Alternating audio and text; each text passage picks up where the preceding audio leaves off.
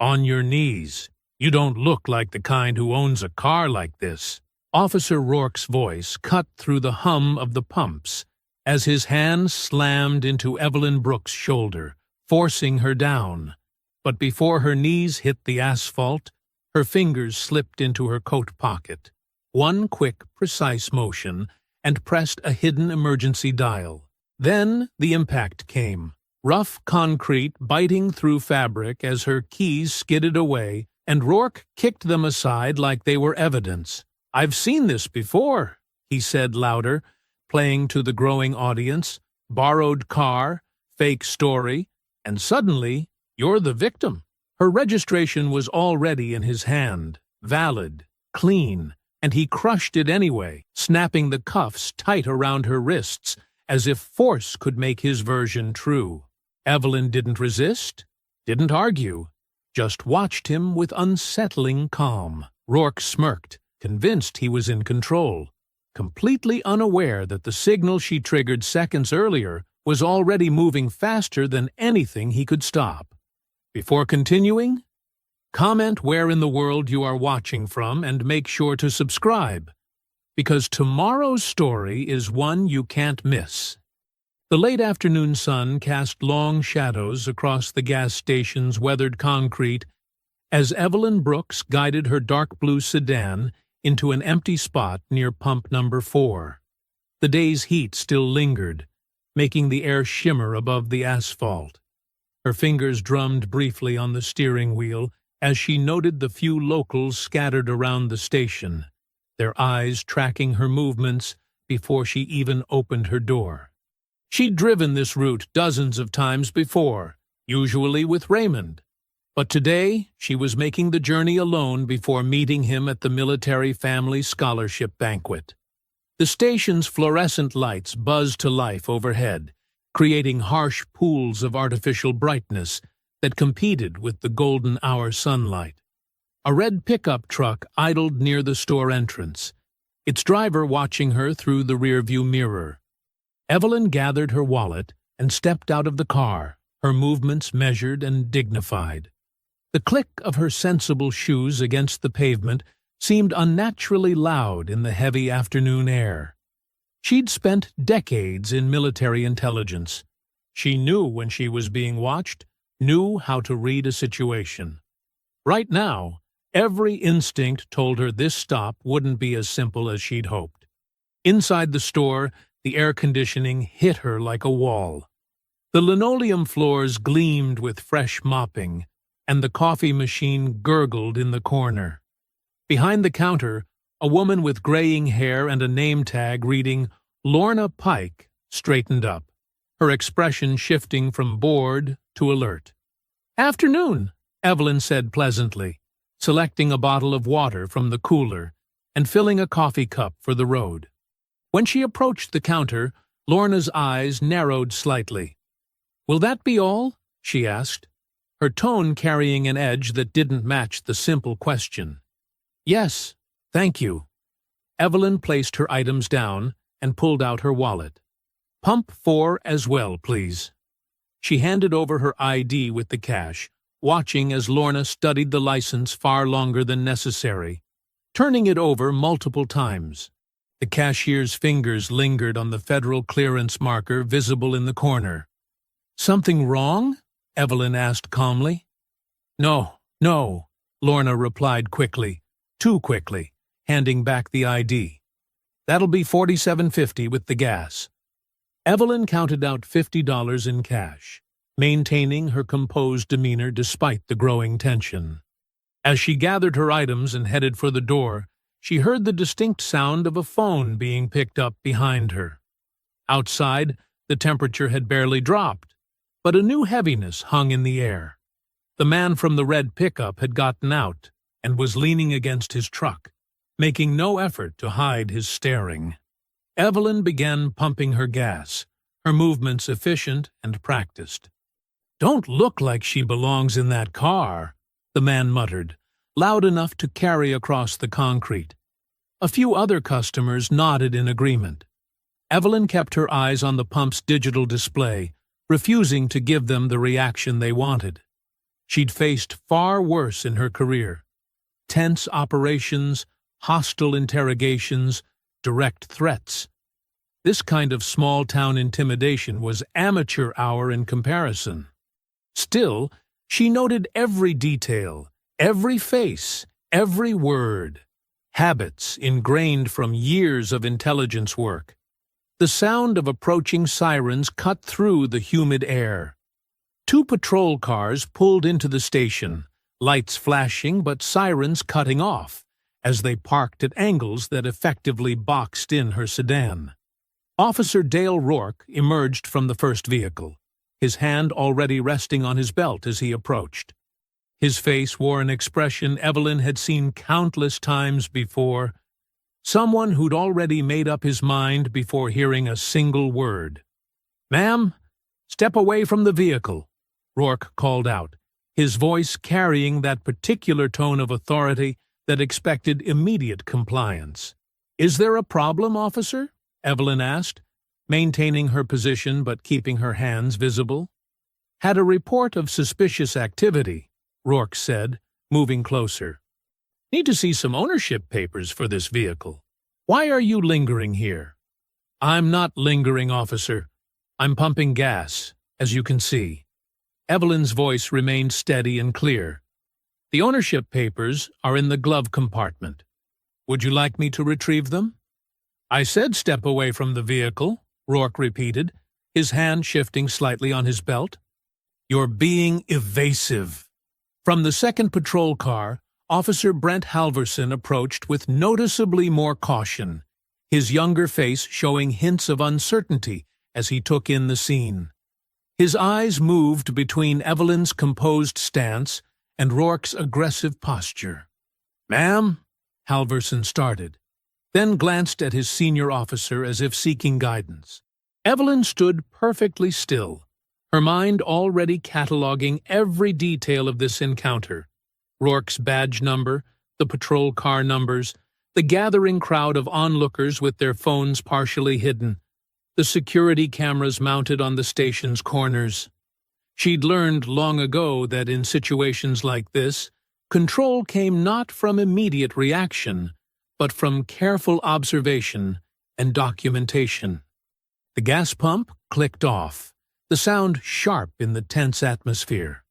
The golden sunlight had shifted to deeper amber, casting long shadows across the scene as Rourke took another step forward, his stance widening as if preparing for resistance that Evelyn hadn't shown.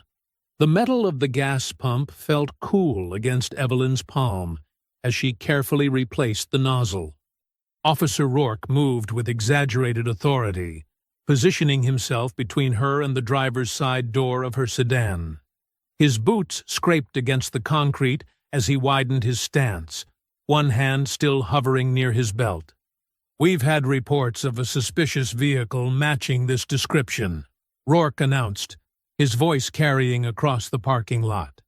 "Care to explain what you're doing in our town?" "I'm passing through on my way to an event," Evelyn replied evenly. "What specific law have I broken, Officer Rourke?" His jaw tightened at her direct question. Behind him, Officer Halverson shifted his weight, eyes darting between the growing crowd near the convenience store entrance and Evelyn's calm demeanor. Several phones had appeared, held at waist level but clearly recording. "Ma'am, we'll ask the questions here," Rourke snapped. "Your attitude isn't helping." "I'm simply asking what law I've broken," Evelyn repeated, her voice remaining steady. "That's a reasonable question, isn't it?" Rourke's face darkened. This kind of defiance...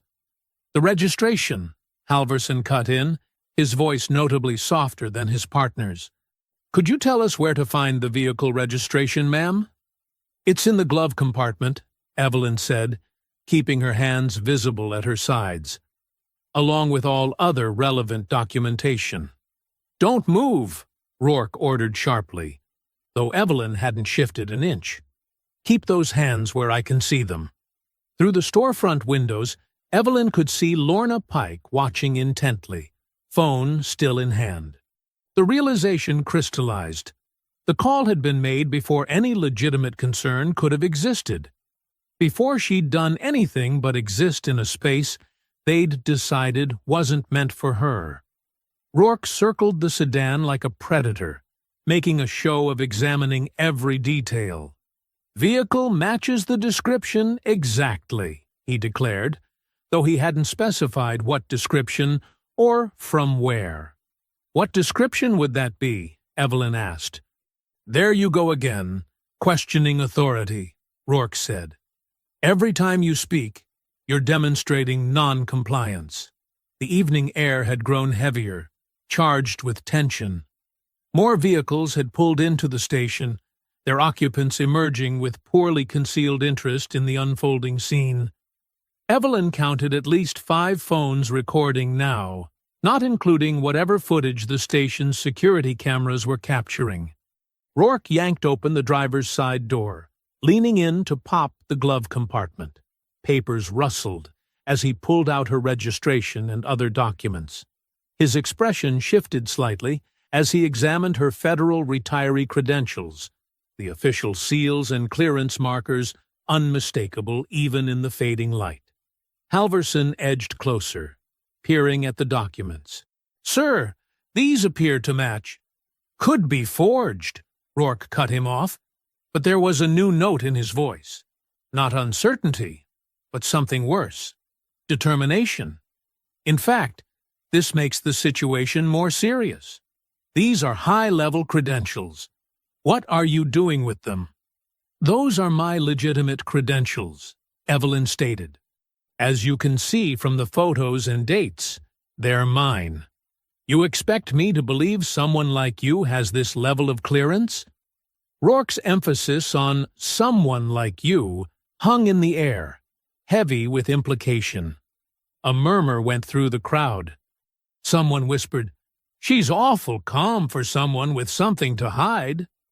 Another voice responded, "Or awful calm for someone who knows she's right." "Officer," Evelyn said, her voice carrying clearly across the parking lot, "I'm going to say this one more time. Those are my legitimate credentials. I've broken no laws. Your suspicions are based on assumptions, not evidence." Rourke's face flushed red. "Turn around and place your hands behind your back." "On what charge?" "Impersonating federal personnel," he snapped. "Using forged documents, resisting an officer." "I haven't resisted anything," Evelyn noted calmly.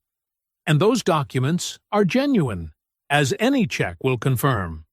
"Turn around," Rourke repeated, pulling his handcuffs free. "Do it now, or we'll add another charge." Evelyn met his gaze steadily, then turned, keeping her movements slow and deliberate. The crowd had grown silent, phones still recording as the handcuffs clicked into place around her wrists. The metal was cold against her skin, but her expression remained unchanged. "You're making a serious mistake," she said quietly. "Keep talking," Rourke replied, tightening the cuffs a notch further than necessary. "Just keep digging that hole deeper." Officer Halverson stood to the side, his discomfort now visible as he watched Rourke grab Evelyn's arm. The younger officer's hand moved toward his own phone, then dropped away, his face a mask of indecision. The gas station's lights had fully taken over from the setting sun, casting harsh fluorescent shadows across the scene. In the store window, Lorna Pike had finally turned away, perhaps realizing that her call had set in motion something larger than she'd intended. The crowd's phones continued recording, capturing every moment as Rourke made a show of checking the cuffs one final time. The fluorescent lights of the gas station canopy cast harsh shadows across Evelyn's face as she stood beside the patrol car, her wrists secured behind her back. Her handbag vibrated against the hood where Rourke had tossed it, likely Raymond wondering why she hadn't checked in. Around her, the crowd had grown to nearly 20 people, their phones raised like digital witnesses to her humiliation. "Let's see what else you're hiding," Rourke announced, dumping the contents of her purse onto the hood. Lipstick, tissues, and her wallet clattered across the metal surface. Her phone kept buzzing. Evelyn watched him sort through her belongings with theatrical suspicion, her mind already working several steps ahead. 23 years in military intelligence had taught her to stay calm in crisis, to see opportunities others missed.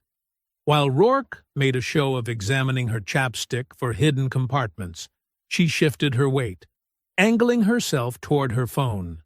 "These credit cards, we'll need to verify every single one," Rourke declared, spreading them across the hood. "Could all be stolen." "Those cards match the name on my ID," Officer Halverson pointed out, his voice carrying an edge of uncertainty. "And the federal credentials look real. The watermarks, the security features. Could all be faked." Rourke cut him off. "You'd be amazed what criminals can do these days." Evelyn's phone buzzed again. Rourke glanced at it with annoyance, then turned to rifle through her car's center console. The moment his back was turned, she moved. With practiced precision, she bumped her hip against the hood, causing her phone to slide closer. Years of training let her activate the emergency protocol through the lock screen with 2 quick taps, a safety feature she and Raymond had set up for traveling spouses of high-ranking officers. The signal would reach Raymond's security detail within seconds. She'd never had to use it before, but she knew exactly what would happen next. The protocol would trigger an alert showing her GPS location, the time, and a snapshot from her phone's camera, capturing the patrol car, the handcuffs, everything. "What are you doing?" Rourke demanded, spinning back around. "Standing exactly where you put me," Evelyn replied evenly. "Officer, you're making a mistake that will reach well beyond your local chain of command." Rourke laughed, but there was an edge to it. "More threats? More name-dropping?" He snatched up her phone, shoving it into his pocket. "Let me guess. You know important people? They'll be very angry about this." "I don't make threats," Evelyn said. "I'm simply stating facts." Halverson had picked up her federal credentials again, studying them with growing concern. "Sir, these really do look authentic. The holographic seals, the security threading. This level of documentation isn't something you typically see." "Did I ask for your opinion?" Rourke snapped. "No, sir, but—" "Then secure the scene and manage that crowd. I'll handle this situation." The younger officer hesitated, then moved toward the onlookers, his posture radiating discomfort.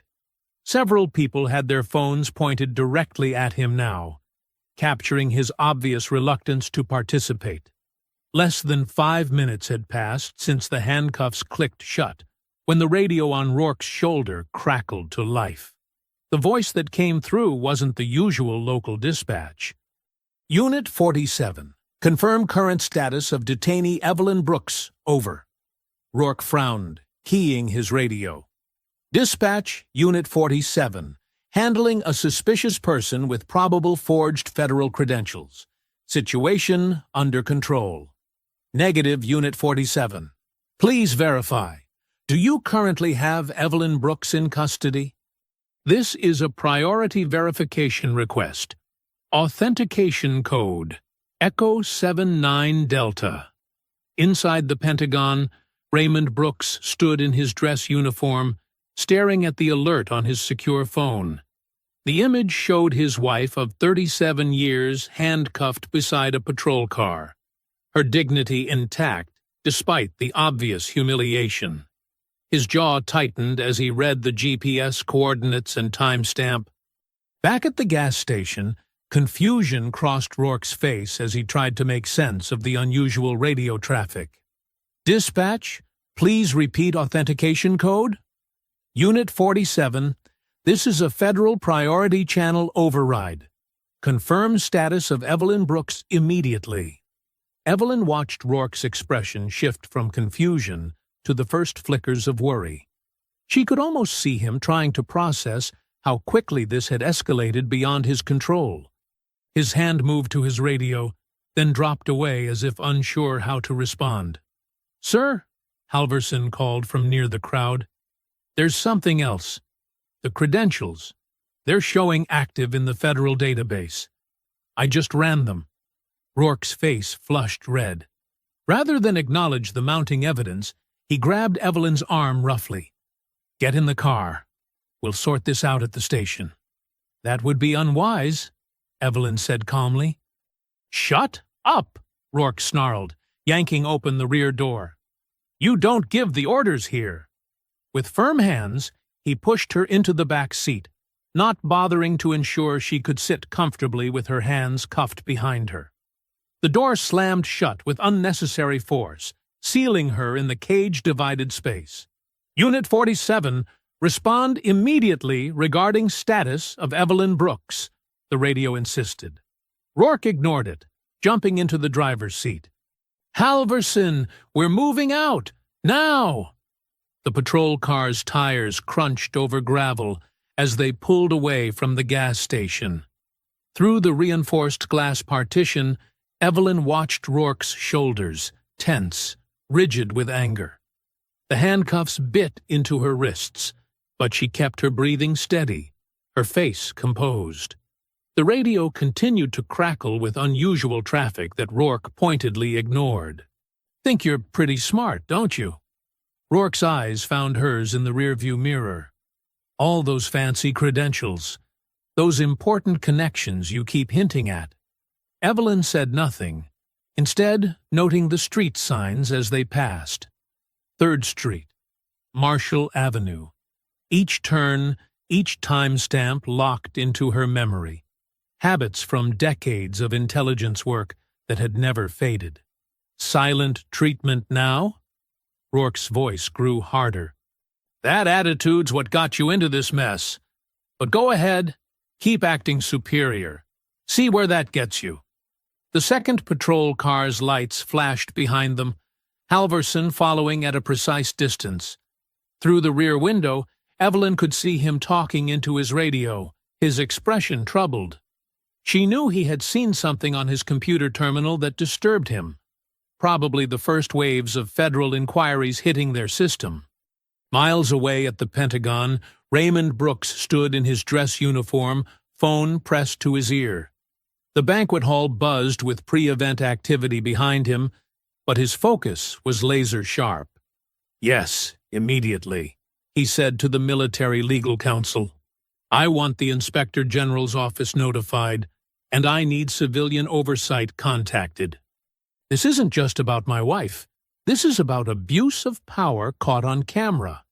The lawyer's response was quick. "Already reaching out to federal liaisons, sir. We're getting pushback from local jurisdiction, but then push harder."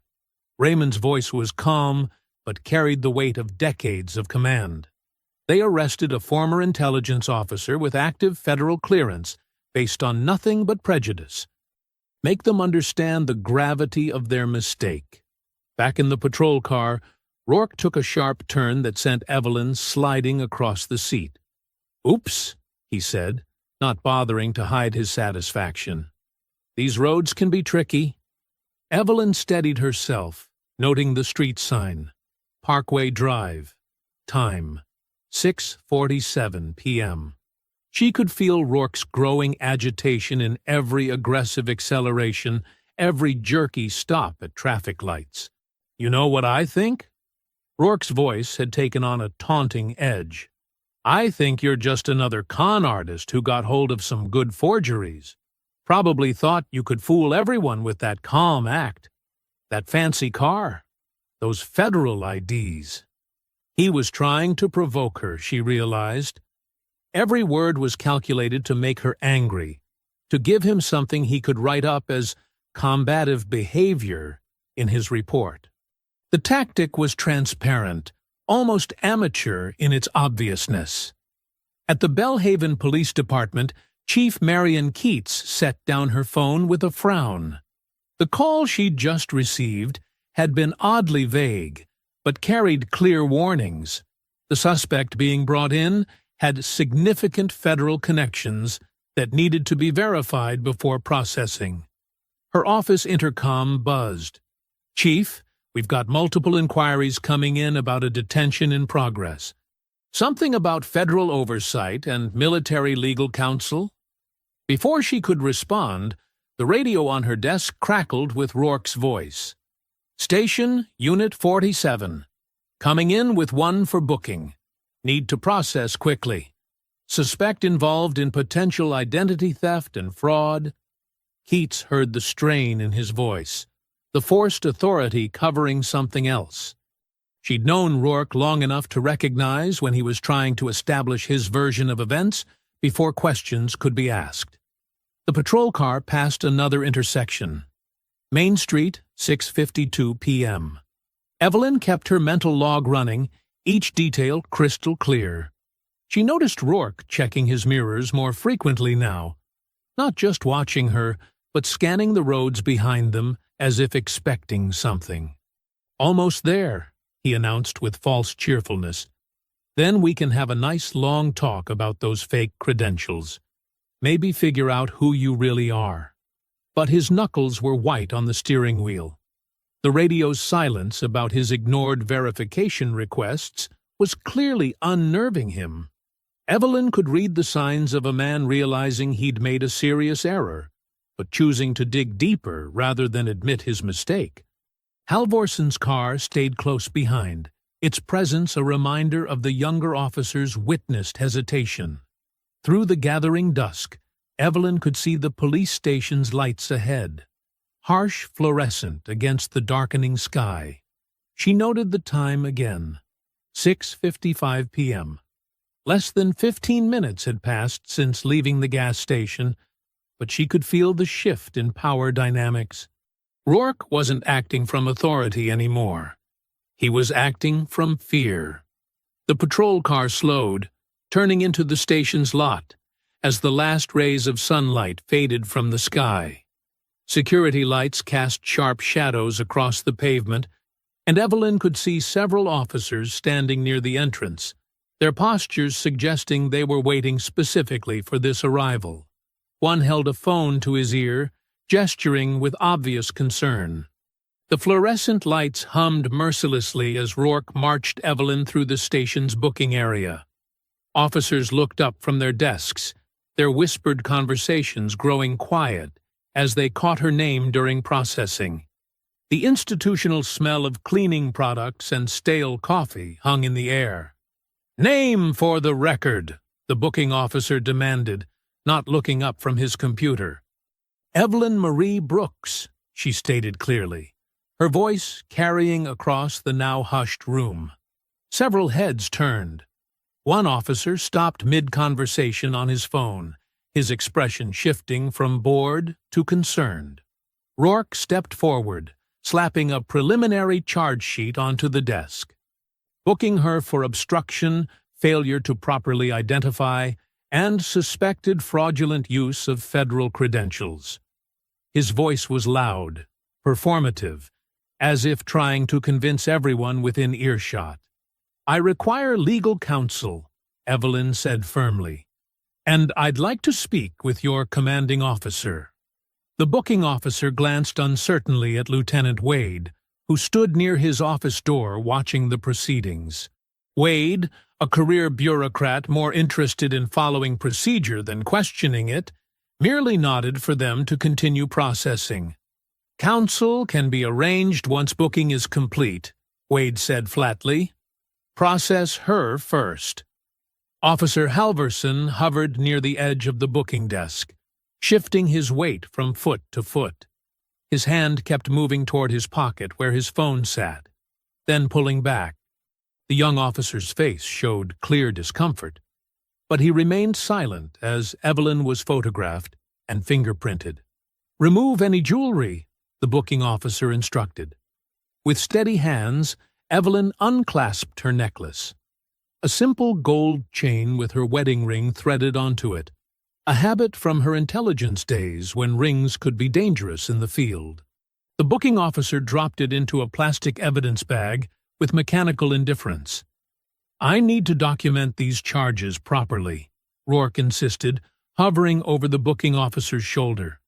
"Make sure everything's noted about her aggressive non-compliance at the scene." "I was neither aggressive nor non-compliant," Evelyn stated calmly. "And I believe the bystander videos will confirm that." Rourke's face flushed red. "You refuse to—" "I refuse to accept unlawful detention," Evelyn interrupted, her voice level. "There's a difference. Across town, Raymond Brooks' influence was beginning to land with seismic force. A Defense Department legal liaison was on the phone with the state's public safety office, his words carrying the full weight of Pentagon authority. "We have a situation in Belhaven that requires immediate attention," the liaison stated. "A retired federal intelligence officer with active clearance has been detained without cause. This is now a matter of military family security protocol." The public safety officer's response was immediate. "Sending notification to Belhaven command staff now." Who exactly was detained? "Evelyn Brooks, wife of General Raymond Brooks." There was a long pause on the line. "Four-star General Brooks?" "The same." In her office across town, Chief Marion Keats was just finishing a budget meeting when her phone lit up with multiple high-priority messages. She opened the first one and felt her stomach drop. The name Evelyn Brooks jumped out at her, followed by terms like federal oversight and military liaison. Her phone rang immediately after. "Chief Keats," the state public safety director's voice was tense. "Are you aware that your department has arrested the wife of a four-star general?" Keats felt her professional composure crack slightly. "I was just notified of a detention, but not the full circumstances. I'm heading to the station now." "Fix this," the director ordered. "The Pentagon has already been involved for—" There was a pause as he checked something. Jesus. Less than 5 minutes after the initial detention. This is about to become a nightmare if it's not handled properly. Back at the station, Evelyn stood with perfect posture as her belongings were catalogued. Her phone, her purse, her car keys. Each item tagged and bagged while Rourke stood nearby, his earlier bravado cracking under the increasing number of worried glances from his colleagues. Through the station's windows, emergency lights suddenly reflected off the walls. A vehicle had pulled up fast outside. The front doors burst open as Chief Keats strode in, her face a mask of controlled alarm. She took in the scene, Evelyn standing dignified in custody, Rourke trying to appear busy with paperwork, Halverson looking like he wanted to disappear. "Why?" Chief Keats demanded, her voice cutting through the station's uneasy quiet. "Is Evelyn Brooks in a holding cell?" The fluorescent lights continued their relentless buzzing, highlighting the growing tension in the room. Every officer present seemed to be holding their breath, aware that they were watching the beginning of what could become a career-ending disaster for everyone involved. The harsh fluorescent lights cast stark shadows across the holding area as Chief Keats's heels clicked sharply against the linoleum floor. She found Evelyn Brooks sitting perfectly straight on the metal bench, her hands folded in her lap, where faint red marks from the handcuffs were still visible. Despite the institutional surroundings, Evelyn's composure remained unshaken. "Get this cell opened right now," Keats ordered, her voice tight with controlled panic. The attending officer fumbled with his keys, the metal jangling loudly in the tense silence. "Mrs. Brooks," Keats said, adopting a diplomatic tone as the cell door swung open. "I want to personally apologize for this unfortunate misunderstanding. We'll have you out of here immediately." Evelyn stood slowly, her movements deliberate. "A misunderstanding," she repeated, her voice level, but carrying an edge that made Keats shift uncomfortably. "Is that what we're calling unlawful detention now?" The situation escalated unnecessarily, Keats offered, gesturing toward the corridor. I assure you we can correct any paperwork and resolve this quickly. The paperwork. Evelyn's gaze was steady. Will correcting paperwork erase the spectacle of my arrest at that gas station? Will it undo Officer Rourke's false charges? Or perhaps it will magically make everyone forget watching me being handcuffed without cause? From a speakerphone in Keats's office, General Raymond Brooks's voice carried through the open door. Chief Keats, I want to be absolutely clear. My wife will not be pressured into quietly accepting what's happened here. Keats glanced toward her office, where the conference call with Washington remained active. General Brooks, I understand your concern. We're working to— You don't understand yet, Raymond interrupted, his calm tone carrying decades of command authority. But you will. A civil rights attorney, Sonia Vale, is already en route to your station. I suggest you ensure all evidence is properly preserved until she arrives. Officer Rourke burst into the holding area, his face flushed. Chief, I can explain everything. The vehicle matched. Matched what exactly? Evelyn turned to face him. The registration and insurance were in order. My federal credentials were valid. What exactly justified your actions? Rourke's mouth opened and closed, but no coherent defense emerged. The documents found in Evelyn's car had demolished his claims of suspicious activity or vehicle theft. His earlier certainty crumbled under her direct gaze. Keats watched the exchange with growing dread. She had seen enough internal affairs cases to recognize when a situation was spiraling beyond containment. Lieutenant, she called to Wade, who hovered nearby, I want all body camera footage from Officers Rourke and Halverson preserved immediately. Get me the dispatch recordings and any security footage from the gas station as well. Already done, Chief, Wade replied quietly. The State Oversight Office called. They were insistent about proper evidence preservation. The fluorescent lights continued their merciless humming as Keats led Evelyn toward the booking area to process her release. Each step echoed with the weight of consequences neither Rourke nor the department had anticipated an hour ago. Your personal effects are being gathered, Keats said, trying to maintain professional courtesy. Your vehicle will be brought around front. My vehicle never should have been impounded, Evelyn stated, just as I never should have been arrested. Let's be very clear about that, Chief Keats. In the main office, Officer Halverson sat at his desk, looking increasingly ill as he reviewed his own body camera footage. The video showed exactly what Evelyn had described: an immediate escalation without cause, Rourke's dismissal of valid identification, and the deliberate humiliation of a woman who had done nothing wrong. The booking officer returned with Evelyn's belongings in a plastic property bag. Her phone showed multiple missed calls from military and civilian contacts. The necklace with her wedding ring was carefully removed from its evidence bag, and Evelyn placed it back around her neck with dignity that made several officers avert their eyes. Through the station's front windows, camera flashes began popping as reporters gathered on the sidewalk. News traveled fast in Belhaven, and the arrest of a four-star general's wife was exactly the kind of story that drew media attention like moths to flame. A sleek black sedan pulled up to the curb, and a woman in a sharp business suit stepped out, briefcase in hand. Sonia Vale's reputation preceded her. She had successfully handled multiple civil rights cases against law enforcement agencies. Her arrival made Chief Keats's stomach tighten with professional dread. Mrs. Brooks, Keats tried one final time, I want to assure you that the department will be held accountable, Evelyn finished quietly. Not because of who my husband is, but because what happened today was wrong. And it happens to people without my connections every day in places just like this.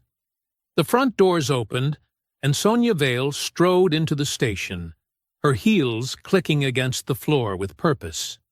The reporters outside pressed closer to the windows, cameras raised, as the story they sensed was about to become even bigger than they imagined. The fluorescent lights hummed in the small interview room as Sonia Vale settled her briefcase on the metal table. Through the frosted glass, camera flashes flickered like distant lightning. Evelyn sat with perfect posture, her hands folded neatly on the scratched surface. "Don't let them rush you out of here," Sonia advised, pulling out a legal pad. "Chief Keats wants this wrapped up quickly, but we need to be thorough.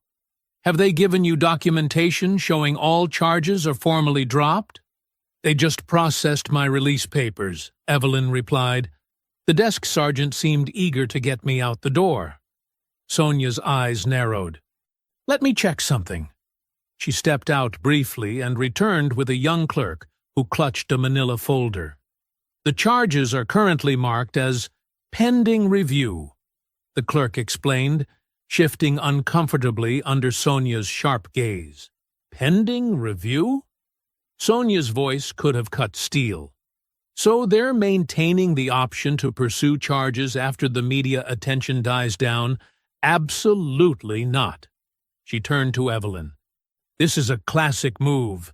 Release you now to diffuse tension, then quietly process charges later when nobody's watching." The clerk backed toward the door. I'll let Chief Keats know you have questions about the status." Through the window, more camera flashes illuminated the parking lot. Clara Vance pushed through the gathered reporters, her press badge catching the light.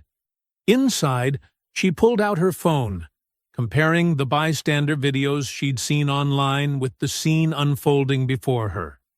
The department's attempt to minimize the incident already clashed with the raw footage showing Rourke's aggressive approach and Evelyn's calm dignity. Evelyn's phone buzzed, a secure video call from Raymond. His face appeared on the screen, command presence intact despite the worry in his eyes. "I can be there in 2 hours," he said, without preamble. "The Joint Chiefs will understand." "No," Evelyn replied firmly. "Stay where you have the most impact. This isn't about using rank to fix one incident. It's about making sure they can't bury what happened." "You're sure?" His concern was evident even through the encrypted connection. "I'm sure. Use the channels that matter. Make the system work the way it should." Evelyn's voice held the same steady authority it had maintained throughout the ordeal. A knock at the door preceded Chief Keats's entrance. She'd switched to a more conciliatory tone, but tension lined her face. "Mrs. Brooks, we can have an officer drive you to a hotel," she offered. "There's no need to deal with the media circus out front." "Actually, there is," Sonia interjected. "My client was publicly humiliated without cause. She'll leave publicly, on her own terms, not sneaked out the back like someone who has something to hide." "The department has apologized," Keats began. "Verbally," Sonia cut in, "while maintaining pending charges and refusing to acknowledge wrongdoing." "That's not an apology, Chief Keats. That's damage control." Outside the interview room, Clara watched Officer Halverson slump at his desk, staring at his incident report. His discomfort was visible as he glanced between the blank form and his body camera footage playing silently on his monitor. Rourke paced near the break room, his earlier arrogance curdled into defensive anger. "She was argumentative," he muttered to anyone who would listen. "Refusing to comply?" "The videos show otherwise," Clara spoke up, making notes. "In fact, they show quite clearly that you escalated without cause." Rourke's face darkened. "Press isn't allowed back here." "Public building," Clara replied calmly. "And this is a story of public interest." Back in the interview room, Sonia gathered her materials. "We're ready to leave," through the front door. "The media!" Keats started. "We'll see exactly who you arrested today," Sonia finished. "A respected military spouse and retired federal employee who committed no crime, but was treated like a criminal. That's not our problem to manage, Chief Keats. It's yours." Evelyn stood, smoothing her jacket. Despite hours in a holding cell, she carried herself with unshakable composure. Her wedding ring caught the light as she adjusted her necklace. "One more thing," Sonia added. "We'll need copies of all footage, radio traffic, and documents related to this incident. I'm sure you understand why." Keats's jaw tightened, but she nodded to the records clerk hovering nearby. They moved toward the lobby, where the media lights created a wall of white through the glass doors. Clara Vance watched Evelyn's measured steps, noting how officers moved aside, some averting their eyes. This wasn't just about one bad arrest or one officer's prejudice. This was about power, accountability, and what happened when the system chose the wrong target. Evelyn paused at the doors, squaring her shoulders. Camera flashes sparked like lightning against the glass. Behind her, Rourke stood in the hallway, his face twisted with the realization that his actions had sparked something far beyond his control. Halvorsen remained at his desk, still staring at his blank report form. Sonia placed a steady hand on the door. "Ready?" Evelyn nodded, her dignity intact despite everything they'd put her through. "Ready." In the quiet of room 214 at the Belhaven Motor Lodge, Evelyn sat in an armchair beneath flickering fluorescent lights, her hands steady as she arranged her thoughts. Sonia Vale spread documents across the small table, while Clara Vance's recorder blinked red. Raymond's face watched from a secure tablet propped against a lamp. "Start from the beginning," Sonia said, pen poised. "Every detail matters." Evelyn's voice remained measured, professional. "I pulled in around 5:40 p.m. The station wasn't busy. Maybe 4 other vehicles total. I noticed the cashier watching me through the window before I even got out of the car." "This would be Lorna Pike," Clara confirmed, checking her notes. "Yes. When I went inside to pay, she held my ID longer than necessary, studying it like she expected to find something wrong. I bought water and coffee, paid cash. As I was leaving, I saw her pick up the phone." Clara's pen moved quickly. "Did you hear the call?" "No, but her body language changed completely when she made it. She turned away, spoke quietly. It wasn't a casual conversation." "And outside?" Sonia prompted. "A man in a red pickup truck was watching me pump gas. He said loud enough for others to hear, 'She doesn't look like she belongs in that car.' I chose not to engage.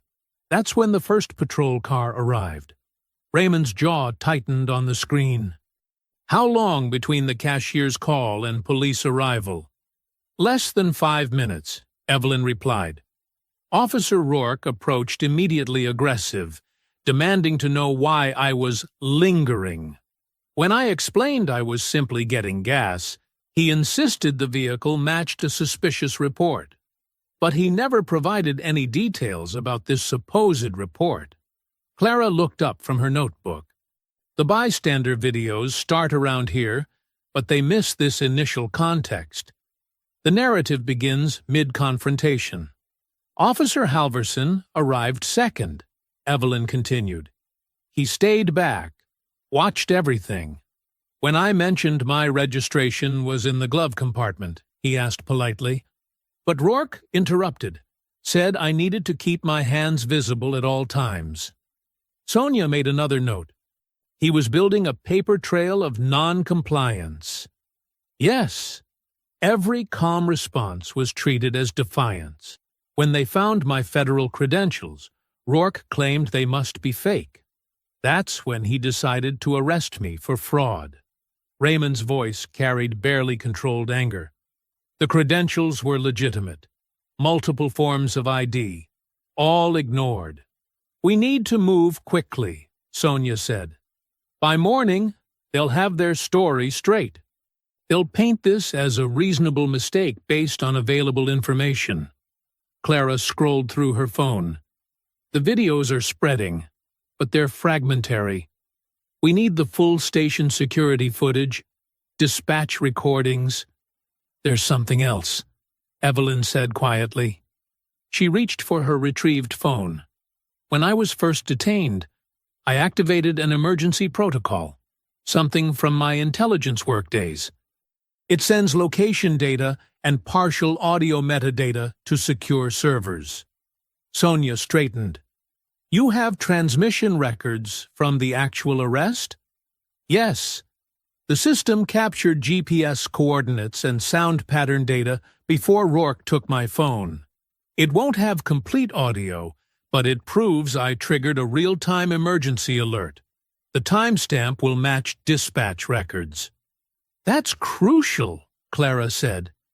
It shows you had immediate concern for your safety, enough to activate official protocols, and it contradicts any claim that this was a routine stop that simply went wrong. Raymond nodded on screen. Federal Civil Rights Division is aware and monitoring, but they can't simply take over local jurisdiction without clear evidence of rights violations. Which is why we need to secure everything tonight, Clara said, standing.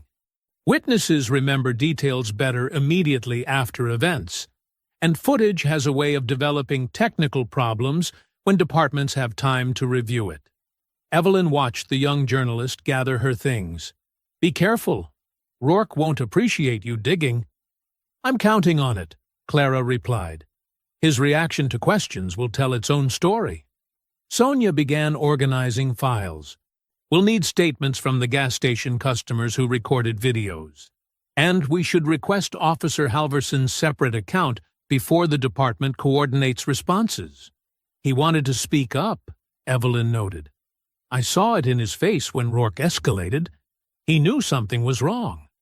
Raymond's voice carried authority even through the tablet speaker. This isn't over just because they released you. They'll try to minimize everything, make it disappear.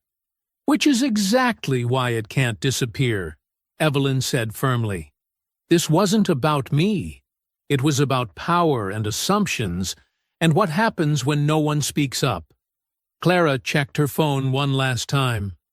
The gas station closes at midnight. If I leave now, I can catch the night shift workers before they head home. Sonia handed her a card. Call immediately if anyone gives you trouble. And Clara, get everything on record. Every word.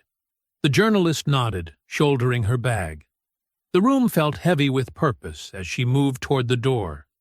Outside, Belhaven's streets were quiet except for occasional police cruisers making slow passes past the motel. We should review your statement again, Sonia said to Evelyn as Clara left. The timeline needs to be absolutely precise. The clock on the wall ticked past midnight. In the soft lamplight, Evelyn's composure remained unshaken as she prepared to revisit every moment of her humiliation. Not for revenge, but for accountability. The fluorescent lights of the Belhaven Gas and Go cast harsh shadows across the nearly empty parking lot as Clara pulled in just after midnight. Only two other vehicles remained, a battered maintenance truck and what appeared to be the night clerk's sedan. The neon open sign buzzed faintly, creating an eerie glow against the dark windows. Inside the hotel room across town, Evelyn sat at the small desk, methodically reviewing her handwritten account, while Sonia cross-referenced times and locations. The scratching of their pens filled the quiet room. Clara pushed through the gas station's glass door, triggering a tired electronic chime. Behind the counter, a young man with sandy hair and a name tag reading Mike looked up from his phone. "We're still open for another hour," he said automatically. "I'm Clara Vance with the Belhaven Herald," she replied, showing her press badge. "I need to speak with Lorna Pike about an incident that occurred here earlier today." Mike shifted uncomfortably. Lorna left early. Said she wasn't feeling good after what happened. Manager let her go home around 8. Feeling shaken up, was she? Clara pressed, pulling out her notebook. About calling the police on an innocent woman? Look, I just started my shift at 10, Mike said, but his eyes darted away. I wasn't here for any of that. But you've heard about it. What exactly did Lorna tell you during shift change? Mike hesitated. Just that there was some trouble with a customer. But she seemed really nervous, kept saying how fast the police showed up after she called. Like, way faster than normal. Clara's pen moved quickly.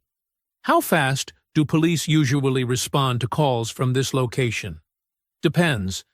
Maybe 15, 20 minutes for something routine? But today? He shook his head.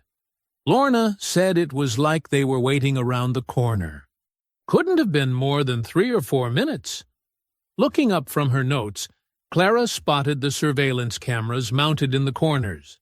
I'll need to speak with the owner about preserving all security footage from today. That's Mr. Whitaker. He's not here this late.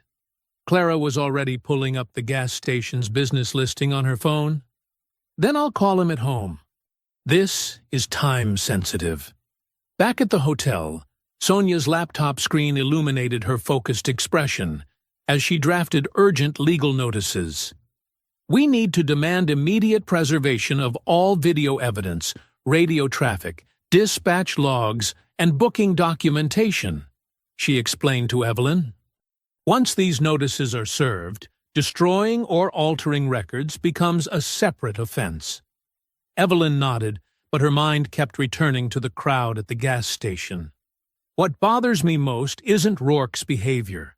We expect some officers to abuse power. But all those people just watched. No one spoke up. The bystander effect, Sonia said quietly. Everyone assumes someone else will intervene. The tablet on the desk lit up with Raymond's incoming call. His face appeared, looking tired but determined. I've made arrangements to fly in at 600, he said. And I've been speaking with Judge Marshall. She's retired from the federal bench, but still has connections. She can recommend civil rights attorneys who specialize in cases like this. Good, Sonia replied. We'll need strong representation. Local counsel won't be enough for what's coming. Evelyn's phone buzzed with a news alert. She opened it and felt her stomach tighten. They're already spinning their story. The Belhaven Police Department had just issued a statement. Earlier today, officers responded to reports of suspicious activity at a local business. The subject in question initially refused to comply with lawful commands during a routine investigation. While regrettable, all actions taken by officers were appropriate and in accordance with department policy regarding suspicious vehicle alerts and potential identity fraud. We are reviewing the incident internally, but maintain that proper procedures were followed. Sonia read over Evelyn's shoulder and swore softly. They're not even waiting until morning to start the cover-up. They're calling me the subject, Evelyn said, her voice steady but tight, dehumanizing what they did, making it clinical. At the gas station, Clara's persistent calls finally reached Mr. Whitaker. After explaining the situation and hinting at possible media coverage of evidence destruction, she secured his promise not to overwrite the surveillance footage. The night clerk, Mike, had become more talkative once he realized Clara was investigating the department rather than the gas station. Lorna's not a bad person, he insisted. But she gets nervous around certain customers, you know. Calls the cops too quick sometimes. And the officers encourage that? Clara asked. Mike nodded. They tell us better safe than sorry. Report anything suspicious. He paused. But what happened today? That wasn't right. That lady wasn't doing anything wrong.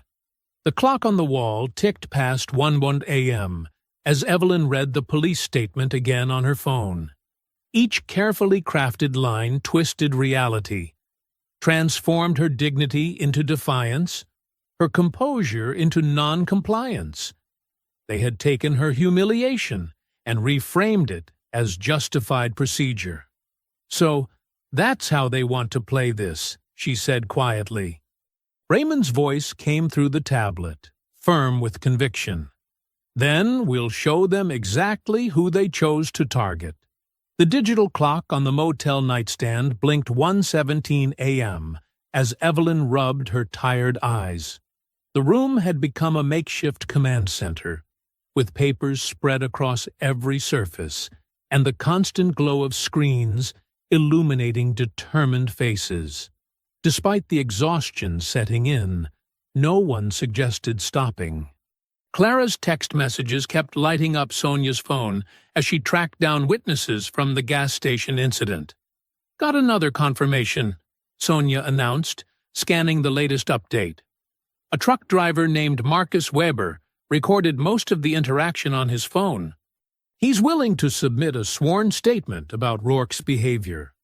Evelyn nodded from her position at the small desk, where she continued documenting every detail she could remember. The coffee from the motel lobby had grown cold, but she sipped it anyway. The gas station owner finally agreed, Clara reported through the speakerphone. "Mr. Whitaker says he'll secure the surveillance footage until your team arrives in the morning, Sonia. He seemed nervous about getting involved, but he's cooperating." "That's something," Sonia replied, making another note in her legal pad. "If we can get clean copies of that footage before anyone has a chance to interfere, it could be crucial." Around 2:30 a.m., Raymond called with an update from Washington. "I've arranged a meeting with state-level investigators for 9 a.m., he said, his voice showing no signs of fatigue despite the hour. "They're taking this seriously, especially given the potential civil rights implications." The news that Chief Keats had placed Officer Rourke on administrative leave came through shortly after 3 a.m. Sonia received the official notification on her laptop and quickly scanned the details. "It's paid leave," she noted, "but at least they're acknowledging the need for some action. They've also requested all officers involved submit detailed reports before their next shifts." "They're trying to show good faith," Evelyn observed, though her tone remained skeptical. "Or at least the appearance of it." The room fell into focused silence for the next hour, broken only by keyboard clicks and occasional updates from Clara, who was still out gathering statements from witnesses. The first hints of pre-dawn began to lighten the sky outside their window when everything started to unravel. Sonia's laptop chimed with a new message at 4:15 a.m. Her expression darkened as she read it. "We have a problem," she announced, causing both Evelyn and Raymond, still connected by video call, to look up. "The body camera footage from Rourke. They're claiming the file is corrupted." "Convenient," Evelyn said quietly. "That's not all," Sonia continued, scrolling through the notification. "The dash cam upload is showing as incomplete, with critical segments missing. And they've amended Rourke's initial booking report with new language about your demeanor, Evelyn. They're painting you as confrontational and uncooperative from the start." Raymond's voice came through sharp and clear. "Can they substantiate any of these claims?" "That's the problem," Sonia replied, frustration evident in her tone. "The technical issues create reasonable doubt. They can claim equipment malfunction rather than deliberate tampering.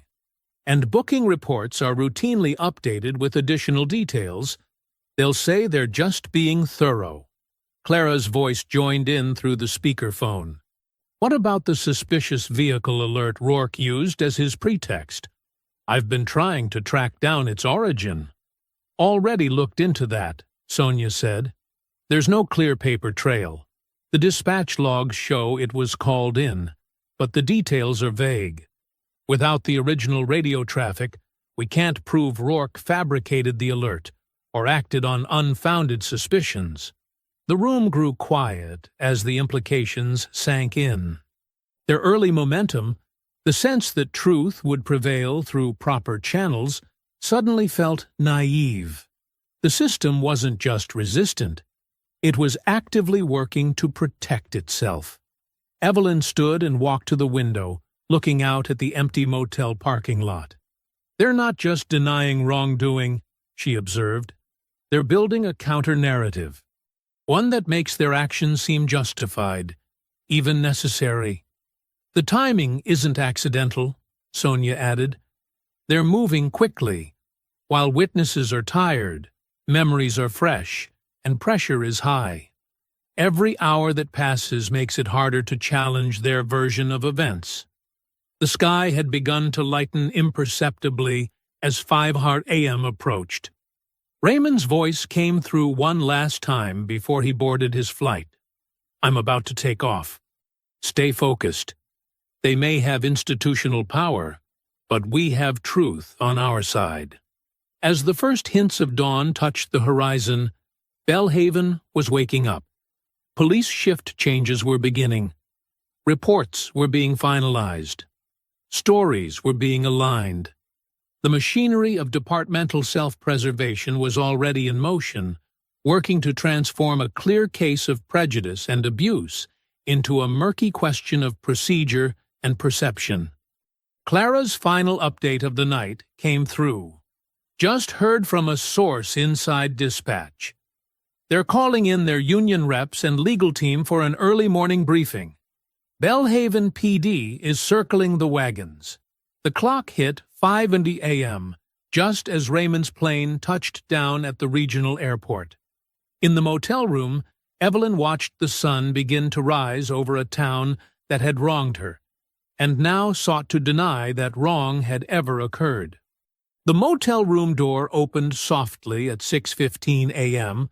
as Raymond Brooks entered, still in his formal military attire from the previous evening's interrupted banquet. Evelyn stood from her position at the desk, her posture straight despite the exhaustion evident in her eyes. The couple shared a quiet moment, exchanging a look that carried decades of shared strength. "You didn't have to come," Evelyn said, though her hand reached for his. "Yes, I did," Raymond replied simply, his calm presence filling the room without dominating it. He studied her face, noting the marks on her wrists from the handcuffs, but followed her lead in maintaining composure. Sonia looked up from her laptop, giving them a moment before speaking. "General Brooks, we need to move quickly this morning.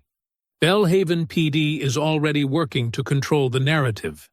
"I'm aware," Raymond nodded, setting his briefcase down. "And please, call me Raymond. We're all on equal footing here." He turned to Evelyn. "This is your fight. Tell me how I can support you." Evelyn gestured to the papers spread across the room. "We've been mapping out our immediate priorities. The gas station footage is critical. We need to secure it before anyone can suggest technical difficulties with those cameras, too. I've drafted preservation letters," Sonia added, holding up a stack of documents. "We need to serve them immediately, not just to the station but to dispatch, the department, and any business with security cameras in line of sight." The door opened again as Clara entered, carrying fresh coffee and a determined expression. "I've got something," she announced, setting the drinks down. "2 witnesses are ready to go on record, including Marcus Weber, a truck driver who was filling up at the far pump." "What did he capture?" Sonia asked, immediately alert. "Video and audio from before Rourke even approached Evelyn," Clara explained, pulling up the clip on her phone. "Weber was suspicious of how the officers arrived so quickly, so he started recording early. You can hear Rourke's tone from the start, aggressive, accusatory. There's no evidence of resistance because there wasn't any." Evelyn watched the small screen, her expression tightening as she relived the moment. Raymond placed a steady hand on her shoulder but remained silent, letting her process the footage on her own terms. "This directly contradicts their statement about your behavior," Sonia noted, already making notes. "Weber's willing to sign an affidavit?" Clara nodded. "He's a regular long-haul driver, no criminal record, no agenda. Just a citizen who recognized injustice when he saw it. He's waiting at the truck stop down the road, ready to make a formal statement." "We need to move now," Evelyn decided, gathering her belongings. "The gas station opens for morning rush in less than an hour. Once the day starts flowing, it'll be harder to access their systems without interruption." The group moved with purpose, taking 2 cars to maintain mobility. Raymond drove Evelyn while Sonia and Clara followed, all arriving at the Bellhaven Gas and Go, just as the manager, Tom Whitaker, was unlocking the front doors. "Mr. Whitaker," Sonia called out, approaching with her credentials ready. "I'm Sonia Vale, legal counsel for Mrs. Brooks. We spoke by phone earlier about preserving your security footage." Whitaker glanced nervously between the group and the empty street. "Look, I don't want any trouble. This is a small town." "There won't be any trouble," Raymond assured him, his presence professional rather than intimidating. "We're simply here to secure evidence before it can be lost or altered. The preservation letter protects you legally," Sonia explained, handing him the document. "It shows you complied with proper procedure." Whitaker read the letter quickly, then nodded. "The system's in my office. It keeps 72 hours of footage before overwriting."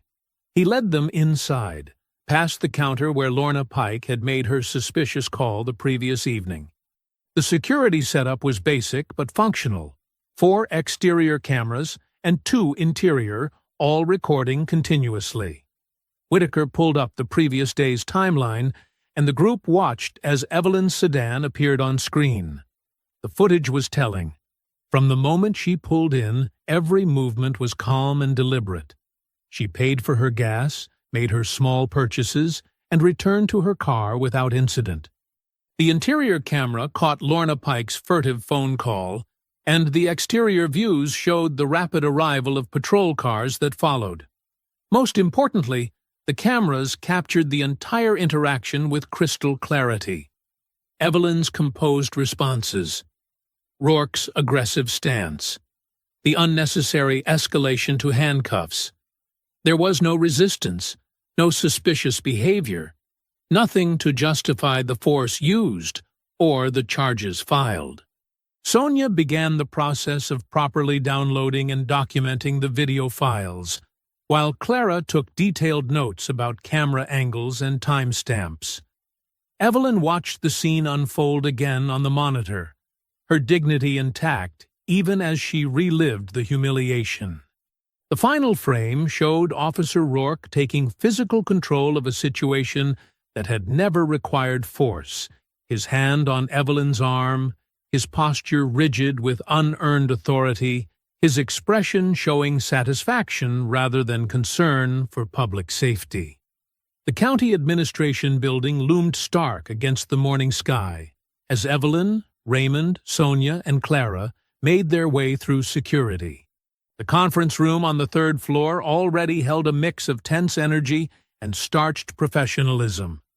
2 state investigators sat reviewing preliminary reports, while Chief Marion Keats stood by the window, her blazer perfectly pressed, her expression carefully neutral. "Mrs. Brooks," Keats said, stepping forward with an extended hand, "I want to personally express my regret for any inconvenience." "Let's save the apologies for after we review the evidence," Sonia interrupted, setting up her laptop. The state investigators, Martinez and Collins, straightened in their chairs. Keats took her seat, smoothing her jacket. "Of course. We're here to establish the full context of last evening's incident. Officer Rourke was responding to what he believed was a credible vehicle theft concern. That's not supported by the evidence," Sonia said, turning her screen to face the room. We have complete footage from the gas station, starting with Mrs. Brooks's arrival. The video played in silence. Evelyn's calm transaction inside. The cashier's furtive call. The rapid arrival of patrol cars that suggested prejudgment rather than investigation.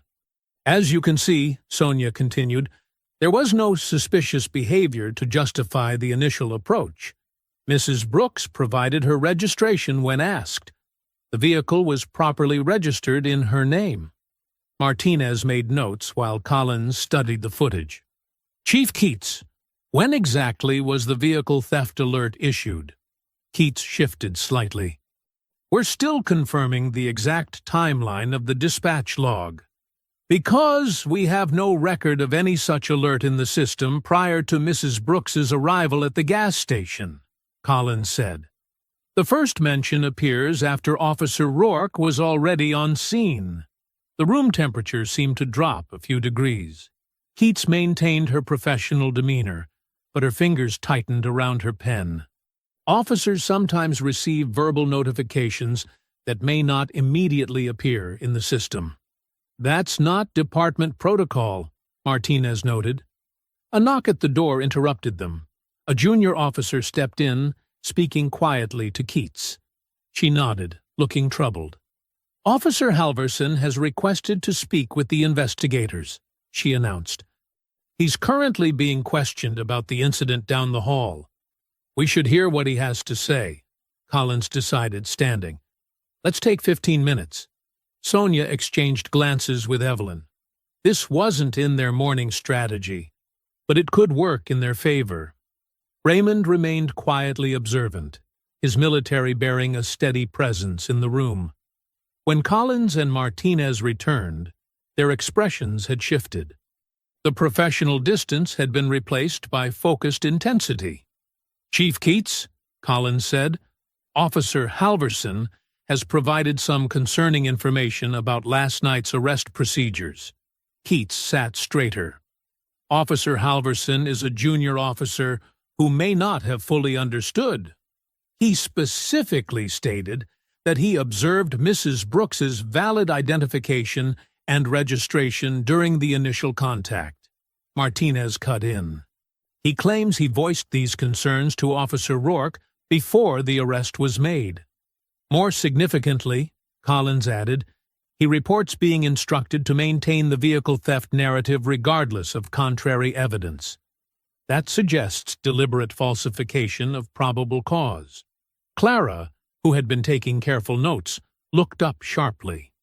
Her phone buzzed with incoming messages about the department's earlier statement. The online response was already turning against Belhaven's version of events. Chief Keats, Sonia said, your department issued a statement at 1:47 a.m. claiming Mrs. Brooks resisted lawful commands. We now have multiple video angles showing that never happened. We have an officer admitting to being pressured to support a false narrative.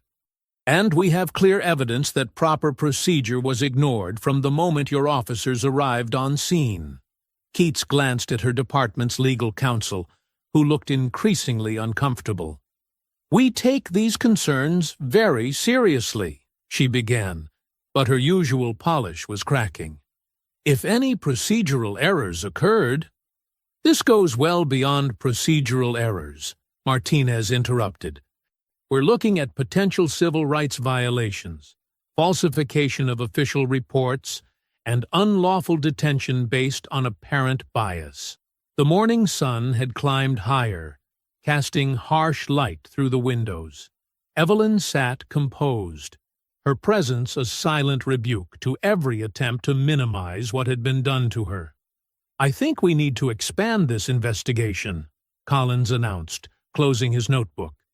Chief Keats, we'll need complete access to your department's records, including any communications from last night. And Officer Rourke's personnel file, Martinez added. Clara's phone buzzed again. The video clips were spreading online, along with witness statements that contradicted the department's official position. Belhaven's attempt to control the narrative was unraveling by the hour. We'll break for lunch, Collins said, checking his watch. "When we reconvene, we need to discuss proper preservation of evidence and witness statements." As the room began to clear, Sonia's phone lit up with an incoming message. She read it quickly, then turned to Evelyn and Raymond. "The Federal Civil Rights Division is sending attorneys," she said quietly. "They'll be here by this afternoon." Clara's fingers flew across her keyboard in the fluorescent-lit newsroom of the Belhaven Herald. 3 monitors surrounded her, one displaying the gas station security footage, another showing witness videos, and the third with her draft article. The afternoon sun filtered through dusty Venetian blinds as she cross-referenced every detail. "The footage needs to be unimpeachable," she muttered, replaying the critical moments. The security camera had captured Evelyn's initial transaction, her composed demeanor, and the cashier's suspicious glances. Clara noted the timestamp, 6:47 p.m. Less than 3 minutes later, patrol cars appeared. Her phone buzzed with a text from Sonia. "Green light on footage release. State investigators have secured originals." 2 desks over, her editor Thomas leaned back in his chair. "You better be damn sure about every word, Clara. This isn't just local anymore." "That's why I'm triple-checking everything," she replied, not looking up. She had arranged the evidence chronologically. Gas station arrival, suspicious call, police response, escalation, and arrest. Each point was documented with either video evidence or witness statements. In a nearby office building, Evelyn and Raymond sat with Sonia reviewing printed copies of Clara's draft. Sonia highlighted sections that aligned with their legal strategy while explaining which details needed to wait. "The timeline is crucial," Sonia said, circling a paragraph. "It shows how quickly they escalated without cause. But we hold back the specifics of your emergency alert system for now. That's part of our broader case." Evelyn nodded, studying the draft. "The facts speak for themselves. No need for dramatic language." Raymond's phone lit up with updates from the Pentagon's legal office. Federal attorneys were already reviewing jurisdiction questions and civil rights implications. But the immediate focus remained on Clara's story, the first comprehensive public account of what happened. At the police station, state investigators Martinez and Collins methodically collected records. They found dispatch logs, radio communications, and internal emails from the previous night. The department's IT specialist watched nervously as they copied server data. All communications regarding Mrs. Brooks's arrest need to be preserved, Martinez instructed. "Any deletion or alteration of records will have serious consequences." Chief Keats paced in her office, phone pressed to her ear. The mayor wanted updates. The county commissioner was asking questions. The department's statement from last night looked increasingly foolish as more evidence emerged. "We're preparing a revised statement," she assured them. "Our officers were working under difficult circumstances, with limited information." But even as she spoke, Clara was embedding the bystander's video into her article. The clip's audio captured Rourke's tone clearly. "Step away from the vehicle now. You better start explaining what you're doing here." Evelyn's measured response. "I've shown you my registration and ID. What law have I broken?" Rourke. "Don't get smart with me. People passing through don't drive cars like this." Clara typed rapidly, letting the exchange speak for itself. She included Halverson's presence in the background, his visible hesitation when the documents proved legitimate. The security footage showed the growing crowd of witnesses, phones raised to record the injustice unfolding. At 3:15 p.m., Clara sent the final draft for editorial review. By 3:45, the story was live on the Herald's website with the headline, "Video Evidence Contradicts Police Account of Brooks' Arrest." The article spread quickly. National news outlets picked it up within minutes. Social media exploded with clips showing Evelyn's dignity contrasted against Rourke's aggression. Comment sections filled with outrage as readers saw the moment Rourke dismissed valid federal credentials. In the temporary legal office, Sonia's phone began ringing constantly. Other civil rights attorneys wanted to consult. More witnesses came forward. The truck driver who filmed the crucial audio agreed to a formal statement. "The public response is overwhelming," Sonia told Evelyn and Raymond. "Bellhaven can't contain this anymore." At City Hall, officials huddled in emergency meetings. The mayor's office drafted statements distancing themselves from Rourke's actions. HR began reviewing his personnel file, finding previous complaints that suddenly seemed more significant. Chief Keats watched her careful defenses crumble. The uncertain circumstances excuse fell flat against video, showing a calm woman being handcuffed for buying gas. The department's credibility eroded with each social media share. By 4:30 p.m., Bellhaven's city attorney advised Keats that Rourke had become a liability. His continued administrative leave with pay was drawing criticism. The department needed to act. "Bring him in," the attorney said. "We need to address this head-on." Keats made the call, not to Rourke's home number, but to his union representative. The message was clear: report to the station immediately. In the Herald's newsroom, Clara watched the view counter on her article climb. National broadcasts were picking up the security footage. Every refresh brought more comments, more shares, more public demands for accountability. The afternoon sun cast long shadows through the blinds as Rourke's patrol car pulled into the station parking lot. This time, he entered through a side door, away from gathering media crews. The officer who had confidently arrested Evelyn Brooks now walked quickly, head down, no longer carrying the authority he had wielded so carelessly the night before. The late afternoon sun cast harsh shadows across the Bellhaven Police Department's brick facade. News vans lined the street, their satellite dishes reaching skyward like metal trees. State investigators' vehicles crowded the parking lot, their official plates gleaming.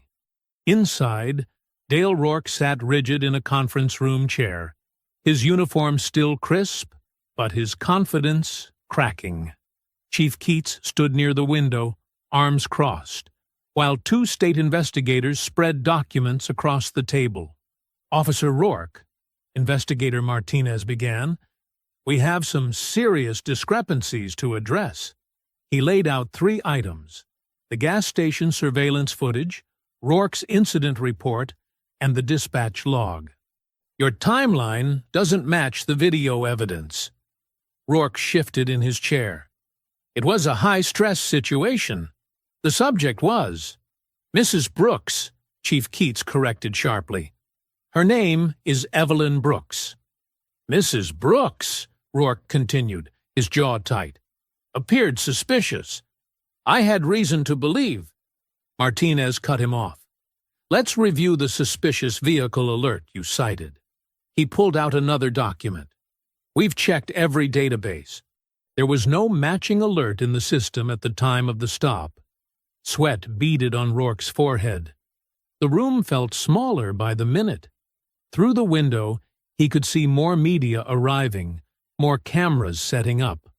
"Officer Halverson has provided a statement," Investigator Collins added, sliding a transcript forward. "He confirms you dismissed valid federal credentials and ordered him to maintain the vehicle theft narrative despite contrary evidence." "Halverson doesn't understand proper procedure," Rourke protested, but his voice lacked conviction. "In uncertain situations—" "The gas station footage shows no uncertainty," Martinez interrupted. "We have clear audio of your approach, your immediate hostility, and Mrs. Brooks's calm compliance." You escalated a routine stop into an unlawful detention. Outside the conference room, Sonia Vale conferred with federal civil rights attorneys, while Evelyn and Raymond Brooks waited nearby.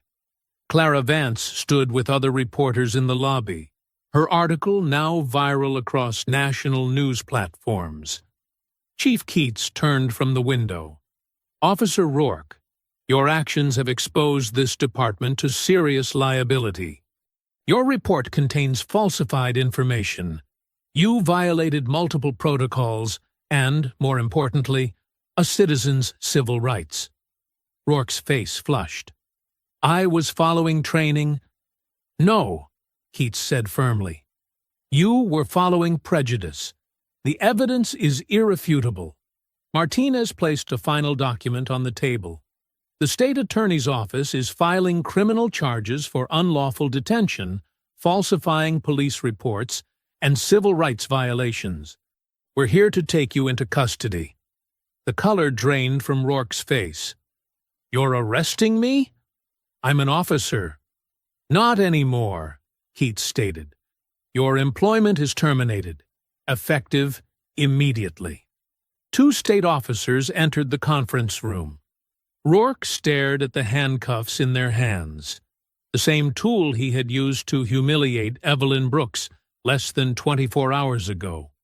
In the lobby, reporters pressed against the glass doors as Rourke was led out. Camera flashes exploded like lightning. The man who had swaggered through an unlawful arrest now walked with slumped shoulders, his former colleagues watching in stunned silence. Chief Keats approached a hastily assembled podium outside. Camera crews jostled for position as she announced immediate departmental reforms: mandatory bias training, stricter oversight of stops and arrests, improved complaint procedures. Sonia Vale stepped forward next. "Reforms are necessary, but insufficient," she declared. "The Brooks family will pursue full legal accountability, not just for Officer Rourke's actions, but for the systemic failures that enabled them." Then Evelyn Brooks took the podium, Raymond standing supportively beside her. The crowd hushed. She wore the same dignified composure that had so irritated Rourke the night before. "What happened to me was wrong," she began, her voice clear and steady. "But this isn't just about me. This happens to people every day, people without connections, without cameras present, without the ability to fight back. They deserve justice too." The gathered crowd murmured in agreement. Several officers shifted uncomfortably. "True justice," Evelyn continued, "isn't measured by how we treat the powerful. It's measured by how we protect those who usually go unheard. What matters now is ensuring that no one else faces what I faced, simply for existing in public space." Raymond watched proudly as his wife transformed a personal victory into a larger call for accountability. Clara's pen flew across her notebook, capturing every word. Inside the station, Officer Halverson watched through a window as Rourke was placed in a state police vehicle. Other officers gathered in small groups, their expressions a mix of shock and realization. The thin blue line had failed to protect one of their own, not because it was broken, but because it was finally working as it should. The evening sun painted the sky orange as the state police car pulled away. Rourke's handcuffs glinted in the fading light, a symbol of justice served, not just for Evelyn Brooks, but for every person who had ever stood where she stood, dignified in the face of unwarranted suspicion. The setting sun painted the Belhaven sky in shades of amber and purple, as Evelyn's dark blue sedan pulled into the same gas station where everything had started less than 24 hours ago. The fluorescent lights buzzed overhead, casting their harsh glow across the concrete, just as they had the previous evening. But now, the atmosphere carried a different weight. Raymond sat quietly in the passenger seat, letting Evelyn control this moment. She parked near pump 3, the exact spot where Rourke had first approached her. The evening air felt cooler now, or perhaps it was just the absence of yesterday's tension. "Are you sure about this?" Raymond asked softly, his military bearing softened by concern for his wife. Evelyn nodded, her composure unwavering.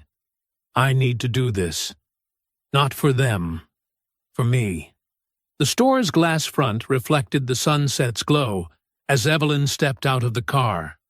A young man behind the counter glanced up and quickly looked away, obviously briefed about yesterday's events. Two customers browsing the snack aisle fell silent as she entered, their discomfort palpable. The station owner, Mike Dawson, emerged from his office, his face flushed with anxiety. He was a tall man with graying hair who seemed to have aged years since yesterday. "Mrs. Brooks," he stammered, "I want to personally apologize for—" Evelyn raised her hand, stopping him mid-sentence. "I'm here to buy water, Mr. Dawson." Nothing more. Her voice was neither harsh nor forgiving, simply matter-of-fact. She wouldn't absolve them of responsibility just to make them feel better. The security cameras that had captured yesterday's injustice still blinked their red lights overhead. New signs near the register announced updated policies about customer service and non-discrimination. Dawson had clearly been busy trying to protect himself from liability. "Lorna won't be working here anymore," Dawson offered awkwardly, as Evelyn selected a bottle of water from the cooler. "We're implementing new training." "Because you were exposed," Evelyn stated calmly, placing her water on the counter. "Not because it was right." The owner fell silent, understanding the truth in her words. The young cashier rang up the purchase with trembling hands, avoiding eye contact. Through the windows, Evelyn could see Raymond waiting patiently in the car, his presence a reminder of the power structure that had ultimately forced accountability. A pickup truck pulled in, similar to the one whose driver had muttered about her not belonging yesterday. But today, the driver's eyes stayed fixed straight ahead, careful not to look at her. The whispers and stares of suspicion had been replaced by the awkward silence of shame.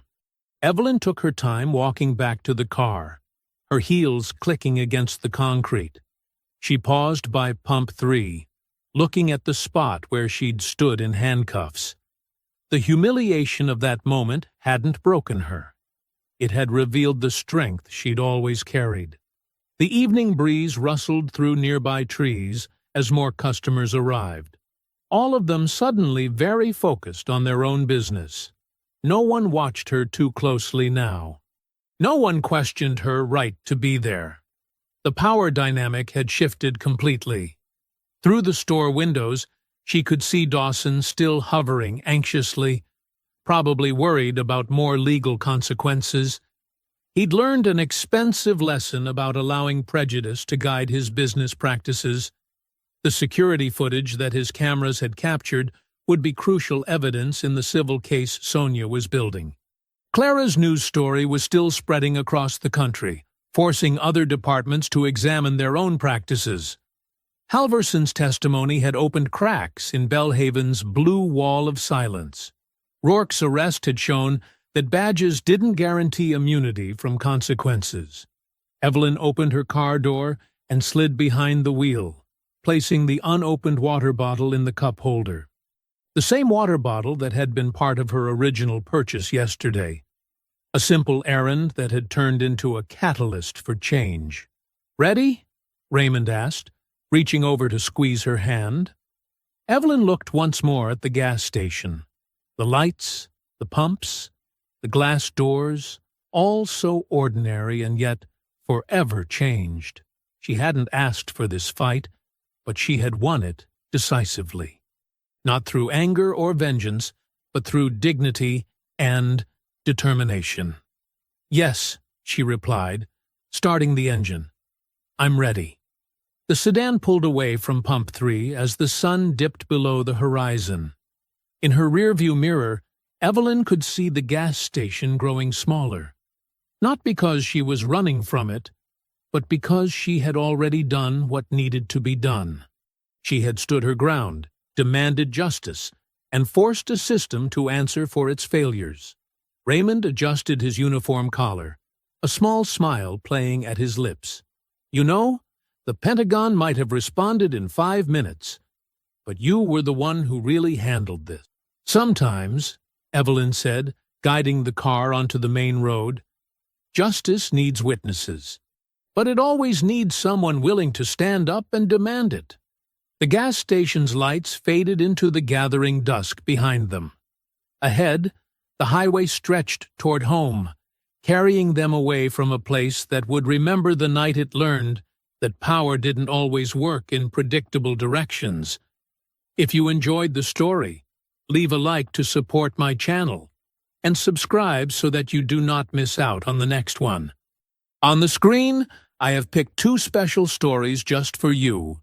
Have a wonderful day.